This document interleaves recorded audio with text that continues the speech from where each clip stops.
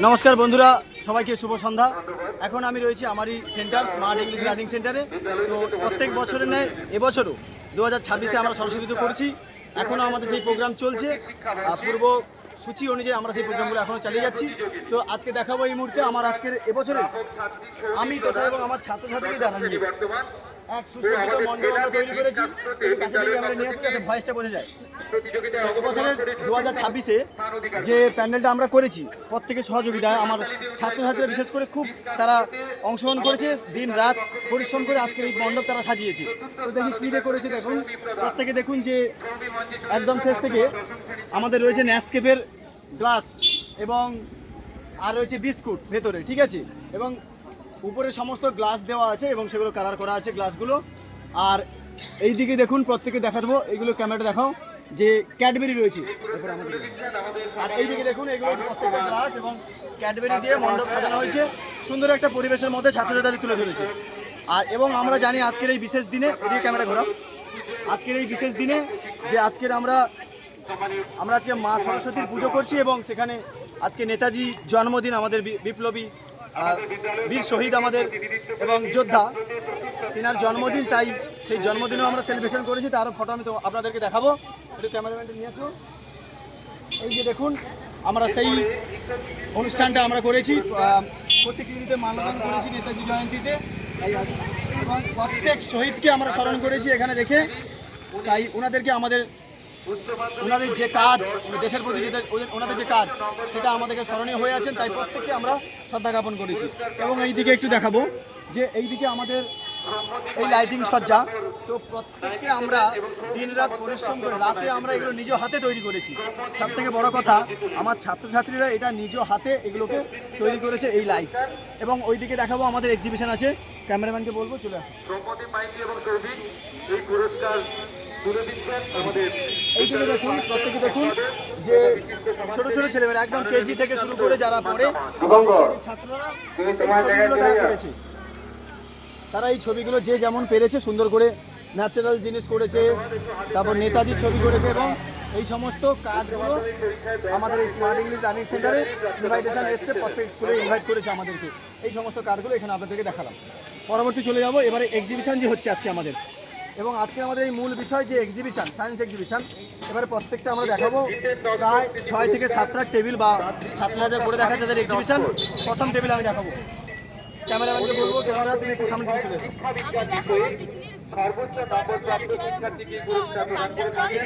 ওটা হয়ে গেল আমাদের। এর মধ্যে একটা নোংরা যন্ত্র আছে, এটা আমাদের খাওয়ার অজুহাত। এটা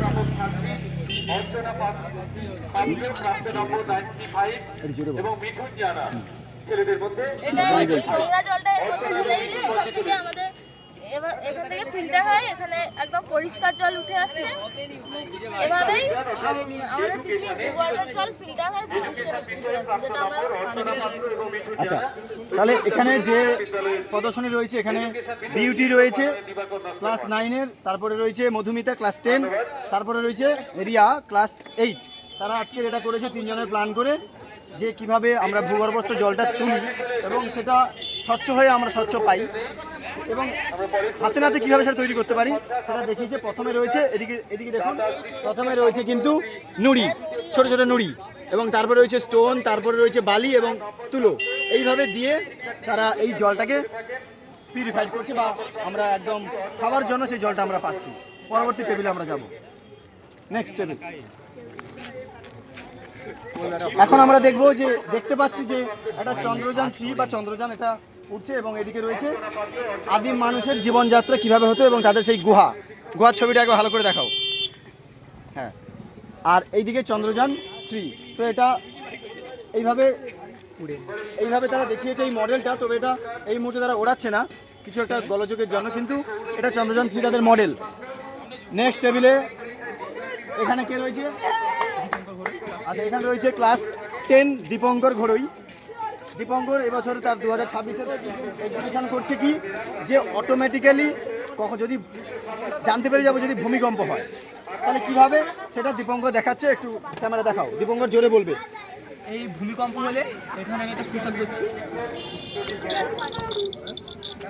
এটা এখন দাঁড়িয়ে আছে, ভূমিকম্প হলে আমাদের ঘরও হলবে আর মেশিনটা হলবে। মেশিনটা হলে আমি বুঝতে পারবেন যে এখানে ভূমিকম্প হচ্ছে, তাহলে আমরা সতর্ক হতে পারবো। আচ্ছা, তাহলে দীপঙ্কর বললো যে যদি ভূমিকম্প হয় আমরা জানতে পেরে যাবো, যদি এরকম কোনো যন্ত্র আমরা বাড়িতে রাখি তাহলে আমরা জানতে পেরে যাবো ভূমিকম্প হচ্ছে এবং সিগন্যাল পেয়ে যাই, এবং তার ফলে আমরা আগে থেকে সতর্ক হয়ে যেতে পারবো। সেই সতর্কের জন্য এটা অবশ্যই আমাদের খুব ভালো একটা প্রোগ্রাম সে দেখিয়েছে। তবে আমরা চেষ্টা করব বাড়িতে এই ধরনের কিছু রাখার, যাতে ভূমিকম্পটা জানতে সতর্ক করতে পারি আগে থেকে। ঠিক আছে, চলো পরবর্তী টেবিলে আমরা যাব। চলো, পরবর্তী রয়েছে ক্লাস 10 শুভজিৎ বেরা। তার 2026-এর আজকে সেন্টার থেকে সে এক্সিবিশন করেছে কি যে ধৈর্য কিভাবে, কতটা ধৈর্য রাখলে আমরা জীবনে সাকসেস করতে পারবো, এবং এখানে যে সেটা করেছে ধৈর্য এবং চোখের দৃষ্টি কতটা থাকবে। যদি আমরা চোখের দৃষ্টি ভালো রেখে ধৈর্য সহকারে এটা আমরা করতে পারি কিনা ট্রাই করছি, যদি পারি তাহলে আমাদের জন্য সে পুরস্কার রেখেছে। এবারে শুভজিৎ একবার দেখাবে যে তার বিষয়টা সে কী করেছে। শুভজিৎ একবার দেখাও যে এটা প্রতিটা কাজে ধৈর্য লাগে। হ্যাঁ, আচ্ছা, প্রতিটা কাজে ধৈর্য লাগবে শুভজিৎ বললো। এবারে এটা সেই ধৈর্যের কাজ, তাই তো? এই ধৈর্য সহকারে যদি এটা আমরা করতে পারি তাহলে সাকসেস পাবো। ঠিক আছে, তাহলে শুভজিৎও এখানে ট্রাই করছি কিন্তু পারছে না, আমিও ট্রাই করছি। একবার ক্যামেরা দেখাও, আমিও ট্রাই করি একবার, পারি কিনা দেখি।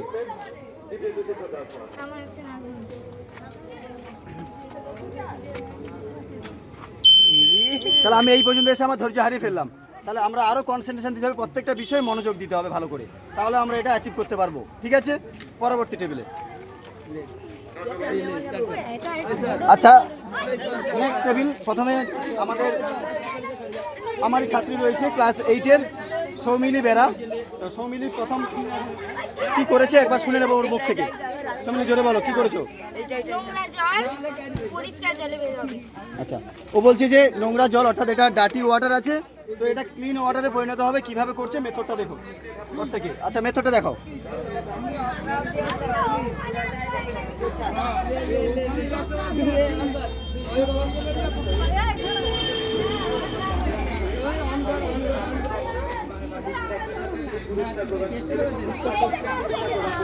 ঠিক আছে, এবার রাখো।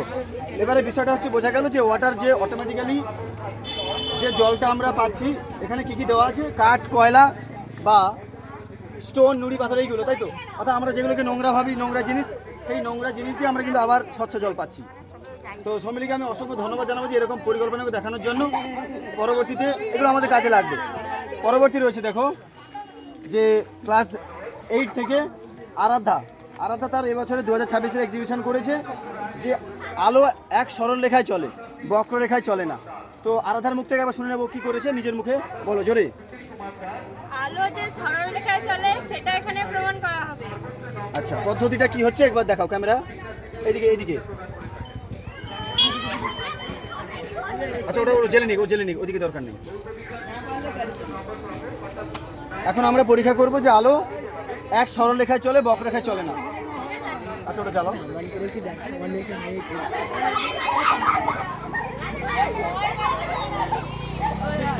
আচ্ছা না, আচ্ছা দাঁড়াও,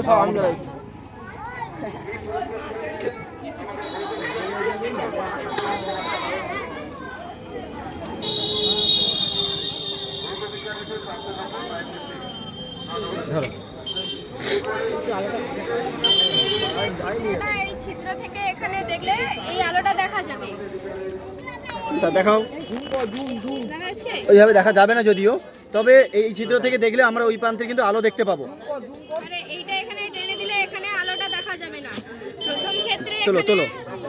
প্রথম ক্ষেত্রে এখানে আলোটা দেখা যাবে, কারণ যে আলো সবসময় সরল রেখায় চলে, এখানে কোনো রকম কোনো বাধা প্রাপ্তি না পেয়ে ওখানে আলোটা দেখা যাচ্ছে। আর দ্বিতীয় ক্ষেত্রে এখানে আলোটা দেখা যাচ্ছে না, কারণ এখানে বাধা প্রাপ্ত হয়ে ওখানে আলোটা দেখা যাচ্ছে না। তাই আলো সবসময় সরল রেখায় চলে, কিন্তু বক্র রেখায় চলে না। আচ্ছা, সৌমিলিকে অসংখ্য ধন্যবাদ জানাবো তার এই প্রদর্শনীর জন্য। 2026-এর যে সমস্ত থিমগুলো আমরা করেছি এখন আপনাদের সঙ্গে আমি তুলে ধরলাম। এই পর্যন্ত, নমস্কার প্রত্যেকে, শুভরাত্রি। পরবর্তী পুজোতে আমরা উদ্যোগ নেব। চলো।